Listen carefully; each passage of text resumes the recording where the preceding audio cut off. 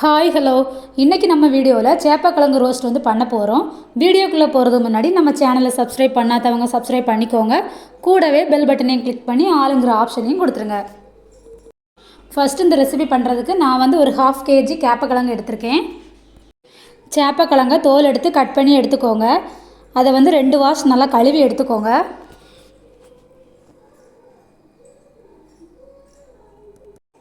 ஒரு பவுலில் மாற்றி விட்டுருங்க.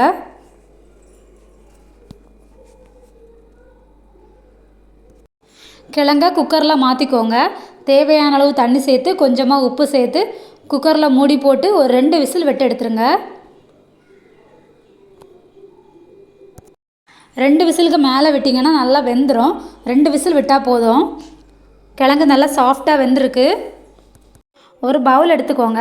அதில் 1 டீஸ்பூன் மிளகாய்த்தூள், 1 டீஸ்பூன் தனியாத்தூள், 1 டீஸ்பூன் ஜீரகத்தூள், 2 டீஸ்பூன் கடலை மாவு, கொஞ்சமாக மஞ்சள் தூள், தேவையான அளவு உப்பு சேர்த்து நல்லா அதை மிக்ஸ் பண்ணி விட்டுக்கோங்க. வேக வச்சு எடுத்த கிழங்கை ரவுண்டு ஷேப்பில் கட் பண்ணி விட்டுக்கோங்க.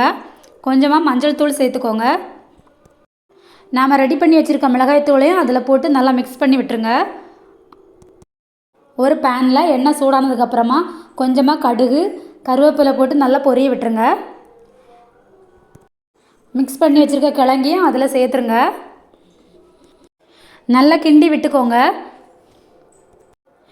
மிதமான சூட்டில் ஒரு 5 மினிட்ஸ் நல்லா வேக விட்டுருங்க. அவ்வளோதான், சேப்பக்கிழங்கு ரோஸ்ட் ரெடி ஆகிடுச்சு.